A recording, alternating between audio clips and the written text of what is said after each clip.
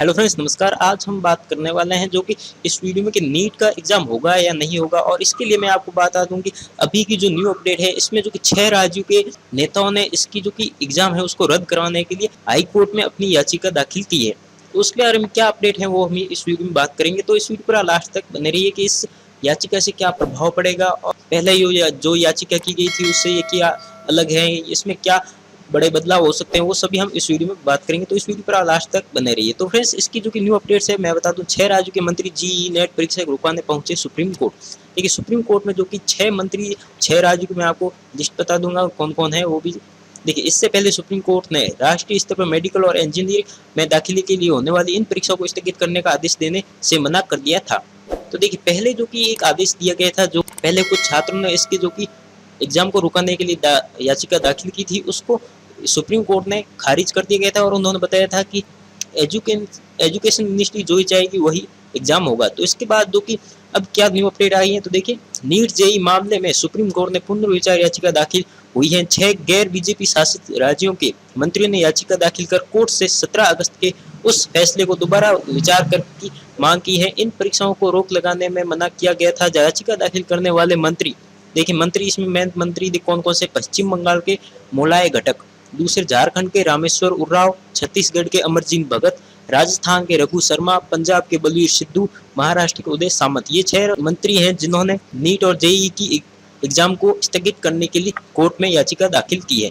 तो देखिए, इसकी जो कि क्या मांग है, पहले जो मांग की गई थी इसकी एग्जाम को रद्द करने के लिए, तो देखिए इससे पहले सामंत, विश्वास समेत 11 छात्रों में सुप्रीम कोर्ट में याचिका दायर कर कहा था कि नेशनल टेस्टिंग एजेंसी एनटीए ने 1 से 6 सितंबर के बीच जेईई मेन और 17 सितंबर को नीट की परीक्षा आयोजित करने की घोषणा की है। देश में जिस रफ्तार से इस समय कोरोना फैल रहा है उसके मद्देनजर अभी परीक्षा का आयोजन छात्रों और उनके परिवार को स्वास्थ्य को गंभीर खतरा पैदा कर सकता है, इसलिए स्थिति सामान्य होने तक परीक्षा स्थगित कर दी जाए। तो देखिए, इस जो की मांग थी इसे खारिज कर दिया गया था जो कि हाई कोर्ट ने। और अब इसको जो देखिए, कोर्ट का जो पिछला फैसला था वो क्या था, देखिए 17 अगस्त को मामला जस्टिस अरुण मिश्रा अध्यक्षता वाली 3 जजों की बेंच के सामने लगा, लेकिन कोर्ट ने राष्ट्रीय स्तर पर मेडिकल और इंजीनियरिंग में दाखिले के लिए होने वाली इन परीक्षाओं को स्थगित करने का आदेश देने से मना कर दिया। कोर्ट ने कहा, छात्रों का एक कीमती साल यूं ही बर्बाद नहीं होने दिया जा सकता है। तो देखिए, जो कोर्ट कह रही है, कुछ छात्रों का 1 साल कीमती है जो कि बर्बाद नहीं होने दिया जा सकता है और अभी एग्जाम होंगे, लेकिन अभी मांग उठ रही है कि जो कि इसका एग्जाम है जो कि स्थगित कर दिया जाए, इस कोरोना काल के सामान्य होने पर इसकी एग्जाम करवाया जाए। तो देखिए, इसमें क्या याचिका अब लगाई गई है वो देख लेते हैं और देखिए इससे जो क्या बदलाव होंगे वो भी देख लेंगे, इसमें क्या प्रभाव पड़ेगा एग्जाम पर। देखिए, मंत्रियों की याचिका क्या है। देखिए, मंत्रियों ने याचिका की है कि अब 6 राज्यों के मंत्रियों ने याचिका दाखिल कर कोर्ट से फैसले पर दोबारा विचार की मांग की है। याचिका में कोरोना और बाढ़ की स्थिति का हवाला दिया गया है। कहा गया है कि कोरोना के बीच अभी परीक्षा से छात्रों के स्वास्थ्य को खतरा हो सकता है। यातायात से लेकर टेस्ट सेंटर से करीब ठहरने की जगह से जुड़ी दिक्कतों के चलते उन पर मनोवैज्ञानिक दबाव भी पड़ेगा। और देखिए, इसमें छात्रों को साल बर्बाद होने की दलील का जवाब देते हुए यासीन में कहा गया कि अगर अक्टूबर तक परीक्षा न ली गई तब भी छात्रों को साल बर्बाद नहीं होगा। जरूरत पड़ने पर 10वीं 12वीं कक्षा के रिजल्ट के औसत के आधार पर भी दाखिला लिया जा सकता है। तो देखिए, अगर इसका एग्जाम नहीं होता है तो इसका जो कि दाखिला कैसे लिया जाएगा, तो 10वीं 12वीं के रिजल्ट के औसत के अनुसार भी इसमें दाखिला लिया जा सकता है और अक्टूबर तक अगर एग्जाम्स होते हैं तब भी इनका साल बर्बाद नहीं हो सकता है। ये याचिका है मंत्रियों की। देखिए, राहत की कितनी उम्मीद है, यानी कि इन याचिका से अब कितनी राहत मिल सकती है। याचिका शुक्रवार को दाखिल हुई है। सुप्रीम कोर्ट में शनिवार और रविवार को आमतौर पर सुनवाई नहीं होती। सोमवार 1 सितंबर से जेईई की परीक्षा शुरू हो रही है।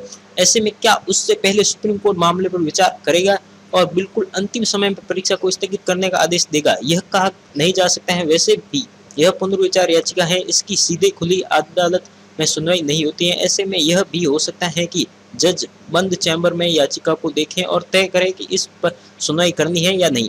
अगर जज सुनवाई का फैसला लेते हैं और वह अगले हफ्ते होती है तो इसका असर नीट की परीक्षा पर भी पड़ेगा। सुनवाई तक जेईई परीक्षा नीट शुरू हो चुकी होगी और इसे बीच में रोकने की मांग सुप्रीम कोर्ट शायद ही स्वीकार करेगा। तो देखिए, अगर अभी जो कि याचिका दाखिल की गई है और अब 2 दिन की जो कि सामान्य तौर पर इसकी सुनवाई नहीं होगी और इसके बाद जो कि 1 सितंबर से जेईई की एग्जाम शुरू हो जाएंगे, तो शायद ही जो कि जज हैं वो जेईई की एग्जाम को स्थगित कर सके, लेकिन नीट का एग्जाम है वो हो सकता है स्थगित कर सके। और इसमें जो कि अगली सुनवाई है जो कि 1 सितंबर तक है और इसके बाद ही इसका जो कि जज का न्यू फैसला आएगा और उसमें जो भी डिटेल होगी वो हम आपको सबसे पहले बताएंगे। इसके लिए आप हमारे यूट्यूब चैनल को सब्सक्राइब कर ले, पास में बेल आइकन पर भी क्लिक कर ले न्यू अपडेट के नोटिफिकेशन पाने के लिए।